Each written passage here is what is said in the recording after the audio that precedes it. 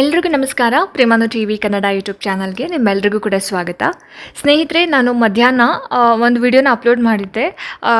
Like 2026 CTET exam, ಕೇಂದ್ರೀಯ ಶಿಕ್ಷಕರ ಅರ್ಹತಾ ಪರೀಕ್ಷೆಗೆ ಸಂಬಂಧಪಟ್ಟ ಹಾಗೆ ಸಿ-ಟೆಟ್ಗೆ ಸಂಬಂಧಪಟ್ಟ ಹಾಗೆ ನೋಟಿಫಿಕೇಷನ್ ಆಗಿದೆ ಅಂತ ಹೇಳಿಬಿಟ್ಟು. ಸೊ ಇವಾಗ ಅದರ ಒಂದು ಕಂಟಿನ್ಯೂವೇಷನ್ ವಿಡಿಯೋ ಅಂತಲೇ ಅನ್ಕೋಬೋದು.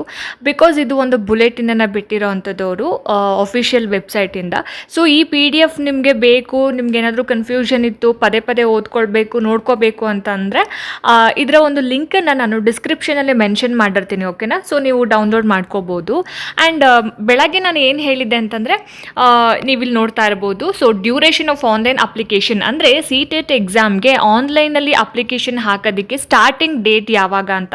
ಸೊ ಆಲ್ರೆಡಿ ಇವತ್ತಿನ ದಿನವೇ ಸ್ಟಾರ್ಟಿಂಗ್ ಡೇಟ್ ಆಗಿರೋದ್ರಿಂದ, ಆ್ಯಂಡ್ ಕೊನೆ ದಿನಾಂಕನೂ ಕೂಡ ನಾನು ಹೇಳಿದ್ದೆ ಜೂನ್ 10ನೇ ತಾರೀಕಿಗೆ ಕೊನೆ ದಿನಾಂಕ ಆಗಿರುತ್ತೆ, ನೆಕ್ಸ್ಟ್ ಮಂತ್ ಅಂತ ಅಂದ್ಬಿಟ್ಟು. ಆ್ಯಂಡ್ ಎಕ್ಸಾಮ್ನ ಯಾವಾಗ ಮಾಡ್ತಾರೆ ಅಂತಂದರೆ ಸೆಪ್ಟೆಂಬರ್ 6ನೇ ತಾರೀಕಿಗೆ ಎಕ್ಸಾಮ್ನ ಮಾಡ್ತಾರೆ. ಇನ್ ಕೇಸ್ ಏನಾದರೂ ಅದು ಸಂಡೇ ಬರುತ್ತೆ 6ನೇ ತಾರೀಕು. ಇನ್ ಕೇಸ್ ಏನಾದರೂ ಕ್ಯಾಂಡಿಡೇಟ್ಸ್ ನಂಬರ್ ಜಾಸ್ತಿ ಇತ್ತು ಅಂತಂದರೆ 5 days ಮಾಡ್ತಾರೆ ಅಂತಲೂ ಕೂಡ ಹೇಳಿದೆ. ಸೊ ಒಟ್ಟಿನಲ್ಲಿ 2026 ಸಿ-ಟೆಟ್ ಎಕ್ಸಾಮ್ ಏನಿದೆ ಸೆಪ್ಟೆಂಬರಲ್ಲಿ ಎಕ್ಸಾಮ್ ಆಗೋದಂತೂ fix. And application starting date ಬಂದು 11th 5th 2026 ಅಂದರೆ ಇವತ್ತಿನ ದಿನಾಂಕ ಆಗಿರುತ್ತೆ. ಆ್ಯಂಡ್ ಕೊನೆ ದಿನಾಂಕ ಬಂದುಬಿಟ್ಟು ಜೂನ್ 10ನೇ ತಾರೀಕು ಕೊನೆ ದಿನಾಂಕ ಆಗಿರುತ್ತೆ. ಸೊ ಇದಿಷ್ಟು ಮನಸ್ಸಲ್ಲಿ ಇಟ್ಕೊಳ್ಳಿ. ಇವಾಗ ಯಾರು ಟಿ ಆಗಿಲ್ಲ ಆ್ಯಂಡ್ ಸಿ-ಟೆಟ್ ಆಗಿಲ್ಲ ಅವರು ಖಂಡಿತವಾಗ್ಲೂ ಕೂಡ ಅಪ್ಲಿಕೇಶನ್ ಹಾಕ್ಬೋದು. ಸೊ ಅಪ್ಲಿಕೇಶನ್ ಹಾಕೋರಿಗೆ ಒಂದಷ್ಟು ಕನ್ಫ್ಯೂಷನ್ಸ್ ಇರುತ್ತೆ. ಬಿಕಾಸ್ ನಾನು ಮಧ್ಯಾಹ್ನ ಒಂದು ವೀಡಿಯೋನ ಅಪ್ಲೋಡ್ ಮಾಡಿದಾಗ ಅಲ್ಲಿ ಒಂದಷ್ಟು ಕಮೆಂಟ್ಸ್ಗಳು ಬರ್ತಾಯಿತ್ತು. ಲೈಕ್ D.Ed ಆಗಿರೋರು ಪೇಪರ್ 1 ಅಪ್ಲೈ ಮಾಡಬೇಕಾ, ಪೇಪರ್ 2 ಅಪ್ಲೈ ಮಾಡಬೇಕಾ ಅಂತ. ಸೊ ಎಜುಕೇಷನ್ ಕ್ವಾಲಿಫಿಕೇಷನ್ ಬಗ್ಗೆ ಡೌಟ್ಸ್ ಇದೆ. ಅದಲ್ದಿರ ಸೊ ಸಿಲೆಬಸ್ ಬಗ್ಗೆ, ಸಿಲೆಬಸ್ ಯಾವ ಥರ ಸಿಲೆಬಸ್ ಓದಬೇಕು ಅನ್ನೋದ್ರ ಬಗ್ಗೆ ಡೌಟ್ ಇದೆ. ಆ್ಯಂಡ್ ಸೊ ನಿಮ್ಮ ಎಲ್ಲ ಒಂದು ಡೌಟ್ಗೆ ಈ ವಿಡಿಯೋ ಕ್ಲಾರಿಫಿಕೇಷನ್ ಅಂತ ಹೇಳ್ತೀನಿ. ಸೊ ಈ ಒಂದು ವಿಡಿಯೋದಲ್ಲಿ ಎಕ್ಸಾಮ್ ಏನು ಎಕ್ಸಾಮ್ ಫೀಸಿಂದ ಹಿಡಿದು ಆಮೇಲೆ D.Ed B.Ed ಅವರು ಯಾವ್ಯಾವುದನ್ನು ಅಪ್ಲೈ ಮಾಡಬೇಕು ಆ್ಯಂಡ್ ಕಂಪ್ಲೀಟ್ ಸಿಲೆಬಸ್ನ ನಾನು ಈ ವಿಡಿಯೋದಲ್ಲಿ ನಿಮಗೆ ತಿಳಿಸ್ಕೊಡ್ತೀನಿ. ಸೊ ಯಾರೆಲ್ಲ ವಿಡಿಯೋನ ನೋಡ್ತಾ ಇದ್ದೀರಾ ಎಲ್ಲೂ ಕೂಡ ಸ್ಕಿಪ್ ಮಾಡಿದೆ ಪೂರ್ತಿ ವಿಡಿಯೋನ ನೋಡಿ, ಜೊತೆಗೆ ಸಬ್ಸ್ಕ್ರೈಬ್ ಮಾಡ್ಕೊಂಡು ನೋಡೋದನ್ನ ದಯವಿಟ್ಟು ಮರಿಬೇಡಿ ಅಂತ ಹೇಳ್ತಾ, ಜಾಸ್ತಿ ತಡ ಮಾಡೋದು ಬೇಡ, ಬನ್ನಿ ಆದಷ್ಟು ಬೇಗ ಇವತ್ತಿನ ವಿಡಿಯೋನ ಶುರು ಮಾಡ್ತಾ ಹೋಗೋಣ. ಸ್ನೇಹಿತರೆ, ನಮ್ಮೆಲ್ರಿಗೂ ಗೊತ್ತಿರೋ ಹಾಗೆ ಸಿ-ಟೆಟ್ ಎಕ್ಸಾಮ್ ಅಂತ ಬಂದಾಗ ಎರಡು ಪೇಪರ್ಗಳನ್ನ ನಾವು ನೋಡ್ತೀವಲ್ವಾ, ಪೇಪರ್ 1 ಆ್ಯಂಡ್ ಪೇಪರ್ 2 ಅಂತ.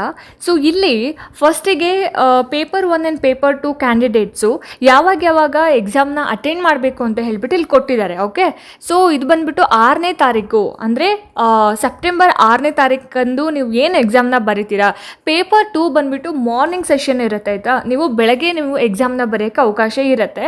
ಸೊ ಟೈಮಿಂಗ್ಸ್ ಏನು ಕೊಟ್ಟಿದ್ದಾರೆ, 9:30 AM ಟು 12 noon ಅಂತಂದರೆ 9:30 ನಿಮಗೆ 12 ಗಂಟೆ ತನಕ ಟೈಮ್ ಇರುತ್ತೆ. ಓಕೆನಾ? ನಿಮ್ಮ ಒಂದು ಎಕ್ಸಾಮ್ ಪೀರಿಯಡ್. ಸೊ 2.5 hours ಇರುತ್ತೆ. ಸೊ ಇದು ಪೇಪರ್ 2 ಬರೆಯೋರಿಗೆ. ಆ್ಯಂಡ್ ಪೇಪರ್ 1 ಬರೆಯೋರಿಗೆ ಈವ್ನಿಂಗ್ ಇರುತ್ತೆ 2:30 PM ಟು 5 PM ಅಂದರೆ 2:30 ನಿಮಗೆ 5 o'clock ತನಕ ಇರುತ್ತೆ. 2:30 hours ಇರುತ್ತೆ ಅಂದರೆ 2.5 ಗಂಟೆಗಳ ಕಾಲ ಟೈಮ್ ಇರುತ್ತೆ. ಸೊ ನಿಮಗೆ ಇಲ್ಲಿ 9:30ಗೆ ಎಕ್ಸಾಮ್ ಅಂತಂದರೆ ನಿಮಗೆ ಚೆಕಿಂಗ್ ಇರುತ್ತೆ ಮತ್ತು ಬೇರೆ ಬೇರೆ ಪ್ರೊಸೀಜರ್ಸ್ ಎಲ್ಲ ಇರುತ್ತೆ. ಸೊ ಹಾಗಾಗಿ ನೀವು 8 o'clock ಅಥವಾ ಎಕ್ಸಾಮ್ಗೆ ಇನ್ನೊಂದು ಅವರ್ ಇದೆ ಅನ್ನೋ ಹಾಗೆ ನೀವು ಎಕ್ಸಾಮ್ ಸೆಂಟ್ರಿಗೆ ಹೋಗಬೇಕಾಗತ್ತೆ. ಓಕೆನಾ? ಸೊ ಈವ್ನಿಂಗ್ ಇರೋರು ಅಷ್ಟೇ 2:30ಗೆ ನಿಮಗೆ ಎಕ್ಸಾಮ್ ಸ್ಟಾರ್ಟ್ ಆಗುತ್ತೆ ಅಂತಂದರೆ ನೀವು 1 ಗಂಟೆಗೆ ಎಕ್ಸಾಮ್ ಹಾಲಲ್ಲಿ ಇದ್ದರೆ ನಿಮಗೆ ಬೆಸ್ಟ್. ಸೊ ಇದಿಷ್ಟು ಕನ್ಫರ್ಮ್ ಆಗಿದೆ. ಆ್ಯಂಡ್ ನೆಕ್ಸ್ಟು ಎಕ್ಸಾಮಿನೇಷನ್ ಫೀಸು ಅಂದರೆ ಏನು ಅಪ್ಲೈ ಮಾಡಬೇಕಂತಂದಾಗ, ಸೊ ಪೇಪರ್ 1 ಆಗಲಿ ಪೇಪರ್ 2 ಆಗಲಿ ಎಷ್ಟೆಷ್ಟು ಫೀಸ್ ಯಾರ್ಯಾರು ಅಪ್ಲೈ ಮಾಡಬೇಕು ಅಂದರೆ ಯಾರ್ಯಾರು ಎಷ್ಟು ಫೀಸ್ನ ಪೇ ಮಾಡಬೇಕು ಅಂತಂದರೆ ಇಲ್ಲಿ ನೋಡಿ, ಇಲ್ಲಿ ಕ್ಯಾಟಗಿರಿ ಮತ್ತು only paper 1 or paper 2, both paper and paper 2 ಅಂತ ಇದೆ. ಅಂದರೆ ಇವಾಗ ಕ್ಯಾಟಗಿರಿ ವೈಸು ಇಲ್ಲಿ ಫೀಸ್ನ ಕೊಟ್ಟಿರೋ ಅಂಥದ್ದು. ಸೊ ಜನರಲ್ OBC ಅಂತ ಬಂದಾಗ ನೀವು 1000 rupees ಪೇ ಮಾಡಬೇಕಾಗುತ್ತೆ. ಓಕೆನಾ? ಯಾವುದಾದ್ರೂ 1 ಪೇಪರ್ನ ಅಟೆಂಡ್ ಮಾಡಬೇಕು ಅಂತಂದರೆ ನೀವು 1000 rupeesನ ನೀವು ಪೇ ಮಾಡಬೇಕಾಗುತ್ತೆ. ಆ್ಯಂಡ್ SC ST ಮತ್ತು ಡಿಫ್ರೆಂಟ್ಲಿ ಏಬಲ್ಡ್ ಪರ್ಸನ್ ಅಂತ ಬಂದಾಗ ನಿಮಗೆ 500 rupees ಇರುತ್ತೆ. ಇದು ಕೇವಲ ನೀವು ಯಾವುದಾದ್ರೂ ಒಂದು ಪತ್ರಿಕೆಯನ್ನು ತೊಗೊಂಡ್ರೆ ಮಾತ್ರ. ಇವಾಗ ನಾನು ಎಕ್ಸಾಂಪಲ್ ಕೊಡ್ತೀನಿ, ನೀವು ಪೇಪರ್ 1 ಮಾತ್ರ ಬರಿತೀರಿ ಅಂತ ಅಂದ್ಕೊಳ್ಳಿ. ಓಕೆ, ಪತ್ರಿಕೆ 1 ಅಟೆಂಡ್ ಮಾಡಿದ್ರೆ SC/ST ಸ್ಟೂಡೆಂಟ್ಸು ನೀವೇನು ಮಾಡ್ತೀರಾ, 500 ರೂಪೀಸ್ ಪೇ ಮಾಡ್ತೀರಾ. ಓಕೆನಾ. ಸೊ ಇಲ್ಲ, ನಾನು ಪೇಪರ್ 1 ಆ್ಯಂಡ್ ಪೇಪರ್ 2 ಎರಡೂ ಪತ್ರಿಕೆಗಳನ್ನು ಬರೆಯೋಕ್ಕೆ ನಾನು ಎಲಿಜಿಬಲ್ ಇದ್ದೀನಿ, ಸೊ ನಾನು ಎರಡೂ ಪತ್ರಿಕೆಗಳನ್ನು ತೊಗೊಳ್ತೀನಿ ಅಂತ ಅಂದರೆ ನೀವೆಷ್ಟು ಪೇ ಮಾಡಬೇಕಾಗತ್ತೆ, 100 ರೂಪೀಸ್ ಎಕ್ಸ್ಟ್ರಾ ಪೇ ಮಾಡಬೇಕಾಗತ್ತೆ. That is 600 rupees. Okay. So general students ಅಷ್ಟೇ, ಜನರಲ್ ಕ್ಯಾಟಗರಿ ಅವ್ರಿಗೂ ಅಷ್ಟೇ.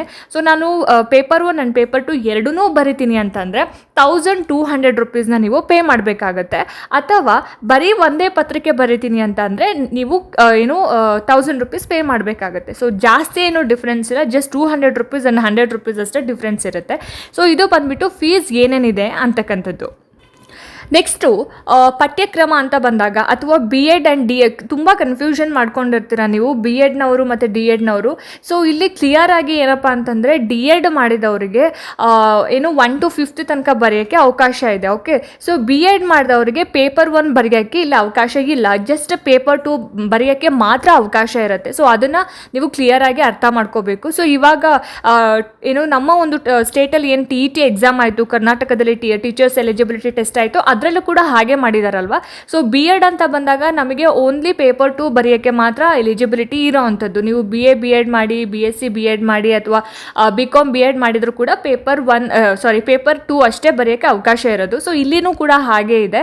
BEd ಮಾಡಿದವರಿಗೆ ಜಸ್ಟ್ ಪೇಪರ್ 2 ಮಾತ್ರ ಅವಕಾಶ ಇರುತ್ತೆ, ಪೇಪರ್ 1 ಬರೆಯೋಕ್ಕೆ ಅವಕಾಶ ಇರೋದಿಲ್ಲ. ಸೊ ಪೇಪರ್ 1 ಅಂತ ಬಂದಾಗ 1 to 5th ಇರುತ್ತೆ, ಪೇಪರ್ 2 ಅಂತ ಬಂದಾಗ 6th to 8th ಸ್ಟ್ಯಾಂಡರ್ಡ್ ಇರುತ್ತೆ ಪೇಪರ್ 2ಗೆ. ಓಕೆ. ಸೊ ಇಲ್ಲಿ ಪೇಪರ್ 1 ಅಂತ ಬಂದಾಗ ನಮಗೆ 5 ಸಬ್ಜೆಕ್ಟ್ಸ್ ಇರುತ್ತೆ. That is first one is child development and pedagogy. ಇದು ಕಂಪಲ್ಸರಿ ಪೇಪರ್ ಆಗಿರುತ್ತೆ. ಓಕೆ. ಸೊ ಟೀಚರ್ಸ್ ಅಂದಮೇಲೆ ಆಬ್ವಿಯಸ್ಲಿ ಸೈಕಾಲಜಿ ಪೇಪರ್ನ ನಾವು ಅಟೆಂಡ್ ಮಾಡಲೇಬೇಕಾಗುತ್ತೆ. GPT ಬರೀರಿ, PSTR ಬರೀರಿ, HSTR ಬರೀಲಿ, psychology must and should attend ಮಾಡಬೇಕಾಗಿರೋಂಥ ಪೇಪರ್ ಆಗಿರುತ್ತೆ. ಓಕೆ. ಸೊ ಪೇಪರ್ 1 ಬಂದುಬಿಟ್ಟು ನಮಗೆ 150 ಮಾರ್ಕ್ಸಿಗಿರುತ್ತೆ. ಓಕೆನಾ. ಸೊ ಈ 150 ಮಾರ್ಕ್ಸಲ್ಲಿ 30 ಮಾರ್ಕ್ಸಿಗೆ ಚೈಲ್ಡ್ ಡೆವಲಪ್ಮೆಂಟ್ ಆ್ಯಂಡ್ ಪೆಡಗಾಗಿ ಇರುತ್ತೆ, ಮ್ಯಾಥಮೆಟಿಕ್ಸ್ ಇರುತ್ತೆ 30 ಮಾರ್ಕ್ಸಿಗೆ, ಆ್ಯಂಡ್ ಎನ್ವಿರಾನ್ಮೆಂಟಲ್ ಸ್ಟಡೀಸ್ ಇರುತ್ತೆ, ಲ್ಯಾಂಗ್ವೇಜ್ 1, ಲ್ಯಾಂಗ್ವೇಜ್ 2 ಕಂಪಲ್ಸರಿ ಇರುತ್ತೆ. ಓಕೆ. ಸೊ ಇಲ್ಲಿ ನೀವು ಸೆಲೆಕ್ಟ್ ಮಾಡ್ಕೋಬೇಕು, ಲ್ಯಾಂಗ್ವೇಜ್ 1 ನೀವು ಯಾವುದನ್ನು ಪ್ರಿಫರ್ ಮಾಡ್ತೀರಾ ಆ್ಯಂಡ್ ಲ್ಯಾಂಗ್ವೇಜ್ 2 ನೀವು ಯಾವುದನ್ನು ಪ್ರಿಫರ್ ಮಾಡ್ತೀರಾ ಅಂತ. ಸೊ ನಾವು ನಮ್ಮ ಒಂದು ಕರ್ನಾಟಕ ಸ್ಟೇಟಲ್ಲಿ ಆಗುವಂತಹ ಒಂದು ಎಕ್ಸಾಮ್ ಅಂತ ಬಂದಾಗ ಲ್ಯಾಂಗ್ವೇಜ್ 1 ನಾವು ಕನ್ನಡ ತೊಗೊಂಡಿರ್ತೀವಿ. ಓಕೆನಾ. ಸೊ ಲ್ಯಾಂಗ್ವೇಜ್ 2 ಬಂದು ಇಂಗ್ಲೀಷ್ ತೊಗೊಂಡಿರ್ತೀವಿ, ಅದು ಕನ್ನಡ ಮೀಡಿಯಂ ಸ್ಟೂಡೆಂಟ್ಸ್ ಆದರೆ. In case English medium students ಆದರೆ ಏನು ಮಾಡ್ತಾರೆ, ಅವರು ಲ್ಯಾಂಗ್ವೇಜ್ 1 ಬಂದುಬಿಟ್ಟು ಇಂಗ್ಲೀಷ್ ತೊಗೊಂಡಿರ್ತಾರೆ, ಸೊ ಲ್ಯಾಂಗ್ವೇಜ್ 2 ಬಂದುಬಿಟ್ಟು ಕನ್ನಡ ತೊಗೊಂಡಿರ್ತಾರೆ. ಸೊ ಹಾಗೆ ನಿಮಗೆ ಯಾವುದು ಕಂಫರ್ಟೇಬಲ್, ನಿಮಗೆ ಲ್ಯಾಂಗ್ವೇಜ್ 1 ಯಾವುದು ತೊಗೋಬೇಕಂತ ಅನಿಸುತ್ತೋ ಅದನ್ನು ನೀವು ತೊಗೋಬೇಕಾಗತ್ತೆ. Okay. So overall marks ನಿಮಗೆ ಎಷ್ಟಿರುತ್ತೆ ಅಂತ ಹೇಳಿದ್ರೆ 150 ಮಾರ್ಕ್ಸಿಗಿರುತ್ತೆ. ಸೊ ಈ 150 ಮಾರ್ಕ್ಸಲ್ಲಿ ಪೇಪರ್ 1ಗೆ ಸಂಬಂಧಪಟ್ಟ ಹಾಗೆ ಎಷ್ಟು ಸ್ಕೋರನ್ನು ಮಾಡಬೇಕು ಅಂತ ಹೇಳಿದ್ರೆ 60% ನೀವು ಇನ್ನು ಸ್ಕೋರ್ ಮಾಡಲೇಬೇಕಾಗುತ್ತೆ. 60% ಅಂತಂದರೆ ಎಷ್ಟಾಗುತ್ತೆ, out of 150 so SC/ST ಸ್ಟೂಡೆಂಟ್ಸ್ಗಾದರೆ 82 cut off marks ಇರುತ್ತೆ. ಆ್ಯಂಡ್ ಜನರಲ್ ನಾನಿಲ್ಲೇ ಹಾಕ್ಬಿಡ್ತೀನಿ ನೋಡಿ, SC/ST ಸ್ಟೂಡೆಂಟ್ಸ್ ಆದರೆ 82 ಕಟ್ ಆಫ್ ಮಾರ್ಕ್ಸ್ ಇರುತ್ತೆ. ಓಕೆ. ಮತ್ತು ಜನರಲ್ ಪೇಪರ್ ಅಂತ ಬಂದಾಗ ನಿಮಗೆ 89 ಆರ್ 90 ಕಟ್ ಆಫ್ ಮಾರ್ಕ್ಸ್ ಇರೋ ಅಂಥದ್ದು.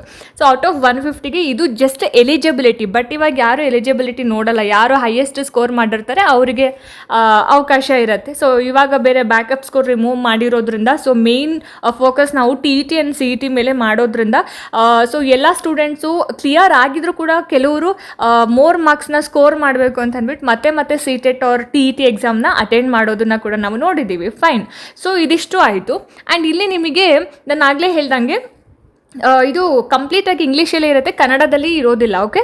ಸೊ ಹಾಗಾಗಿ ನಮಗೆ ನಾವು ಏನು ಫಸ್ಟ್ ಲ್ಯಾಂಗ್ವೇಜ್ ಕನ್ನಡ ತೊಗೋಬೇಕು ಅಂತ ಹೇಳಿದೆ, ಯಾರ್ಯಾರಿಗೆ ಯಾವ್ಯಾವ ಲ್ಯಾಂಗ್ವೇಜ್ ಫಸ್ಟ್ ಲ್ಯಾಂಗ್ವೇಜ್ ಅಥವಾ ಸೆಕೆಂಡ್ ಲ್ಯಾಂಗ್ವೇಜ್ ತೊಗೋಬೇಕು ಅಂತ ಇದ್ದೀರಾ ಅವರಿಗೆ ಇಲ್ಲಿದೆ ನೋಡಿ, ಇಲ್ಲಿ ಲ್ಯಾಂಗ್ವೇಜ್ ಮತ್ತು ಲ್ಯಾಂಗ್ವೇಜ್ ಕೋಡ್. ಸೊ ನೀವು ಕನ್ನಡ ತೊಗೋತೀರಿ ಅಂತಂದರೆ ಲ್ಯಾಂಗ್ವೇಜ್ ಕೋಡ್ ಬಂದು 07 ಆಗಿರುತ್ತೆ. ಸೊ ಅದನ್ನು ಮೆನ್ಷನ್ ಮಾಡಬೇಕು. ಓಕೆ. ನಾವು ಅಪ್ಲೈ ಮಾಡೋ ಟೈಮಲ್ಲಿ ಪೇಪರ್ 1 ನಾವು ಕನ್ನಡ ತೊಗೋತೀವಿ ಲ್ಯಾಂಗ್ವೇಜಲ್ಲಿ ಅಂತ ಅಂದಾಗ, ಲ್ಯಾಂಗ್ವೇಜ್ 1 ಲ್ಯಾಂಗ್ವೇಜ್ 2 ಅಂತ ಬಂದಾಗ ಯಾವುದು ಯಾವುದನ್ನ ಅಂತ ನಾವು ಮೆನ್ಷನ್ ಮಾಡಬೇಕಾಗುತ್ತೆ. So most of the candidates ನಮ್ಮ ಸ್ಟೇಟಲ್ಲಿ ಕರ್ನಾಟಕದಲ್ಲಿ CTETನ ಬರೆಯೋರು ಲ್ಯಾಂಗ್ವೇಜ್ 1 ಪ್ರಾಬಬ್ಲಿ ಕನ್ನಡನೇ ಕೊಡ್ತಾರೆ ಅಂತ ನನ್ನ ಒಂದು ಒಪಿನಿಯನ್. ಸೊ ಎಸ್, ಅಪ್ಲಿಕೇಶನ್ ಹಾಕೋ ಟೈಮಲ್ಲಿ ಅದನ್ನು ನೋಡ್ಕೊಂಡು ಮಾಡಬೇಕಾಗತ್ತೆ. ಸೊ ಇದು ಏನು ಪೇಪರ್ 1ಗೆ ಸಂಬಂಧಪಟ್ಟ ಹಾಗೆ ಏನೋ ಸಿಲೆಬಸ್ ಎಷ್ಟೆಷ್ಟು ಪೇಪರ್ ಇದೆ ಅನ್ನೋದನ್ನು ನಾವು ನೋಡಿದ್ವಿ. ಸೊ ಇವಾಗ ಪೇಪರ್ 2 ಅಂತ ಬಂದಾಗ 6th to 8th ಸ್ಟ್ಯಾಂಡರ್ಡ್ಗೆ ಟೀಚ್ ಮಾಡ್ತಕ್ಕಂತಹ ಟೀಚರ್ಸ್ಗೆ ಜಸ್ಟ್ 4 ಸಬ್ಜೆಕ್ಟ್ ಇರುತ್ತೆ.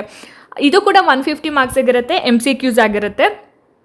ಸೊ ಇಲ್ಲಿ 4 ಸಬ್ಜೆಕ್ಟ್ ಅಂತ ಬಂದಾಗ ಇಲ್ಲಿ ಕೂಡ ಸೈಕಾಲಜಿ ಇರುತ್ತೆ, ಪ್ಲಸ್ ಮ್ಯಾಥಮೆಟಿಕ್ಸ್ ಆ್ಯಂಡ್ ಸೈನ್ಸ್. ಇದು ಫಾರ್ ಮ್ಯಾಥಮೆಟಿಕ್ಸ್ ಆ್ಯಂಡ್ ಸೈನ್ಸ್ ಟೀಚರ್ಸ್ಗೆ ಮಾತ್ರ.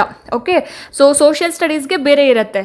So social studies and social science, ಓಕೆನಾ, ಇದಕ್ಕೆ 60 ಮಾರ್ಕ್ಸಿಗೆ ಬೇರೆ ಇರುತ್ತೆ. ಅದಾದಮೇಲೆ ಲ್ಯಾಂಗ್ವೇಜ್ 1 ಕಂಪಲ್ಸರಿ, ಲ್ಯಾಂಗ್ವೇಜ್ 2 ಕಂಪಲ್ಸರಿ. ಇದು ಕೂಡ ಇಲ್ಲಿನೂ ಕೂಡ ಲ್ಯಾಂಗ್ವೇಜ್ 1 ಲ್ಯಾಂಗ್ವೇಜ್ 2 ಅಂತ ಬಂದಾಗ ನಿಮಗೆ ಯಾವುದು ಲ್ಯಾಂಗ್ವೇಜ್ 1 ನಿಮಗೆ ಕಂಫರ್ಟೇಬಲ್ ಅದನ್ನು ನೀವು ಆಯ್ಕೆ ಮಾಡ್ಕೊಳ್ಬೋದು. ಓಕೆ, ಸೊ ಪೇಪರ್ 2 ಕೂಡ ಏನಿರುತ್ತೆ ಇದರಲ್ಲಿ ಚೈಲ್ಡ್ ಡೆವಲಪ್ಮೆಂಟ್ 30 ಮಾರ್ಕ್ಸಿಗಿರುತ್ತೆ. ಆ್ಯಂಡ್ ನಿಮ್ಮ ಒಂದು ಸ್ಪೆಸಿಫಿಕ್ ಸಬ್ಜೆಕ್ಟ್ ಏನಿದೆ ಅದು 60 ಮಾರ್ಕ್ಸಿಗಿರುತ್ತೆ. ಆ್ಯಂಡ್ ಕನ್ನಡ ಇಂಗ್ಲೀಷು 30 ಮಾರ್ಕ್ಸಿಗಿರುತ್ತೆ. ಸೊ ಓವರ್ ಆಲ್ ಬಂದುಬಿಟ್ಟು 150 ಮಾರ್ಕ್ಸಿಗೆ ಇರೋವಂಥದ್ದು.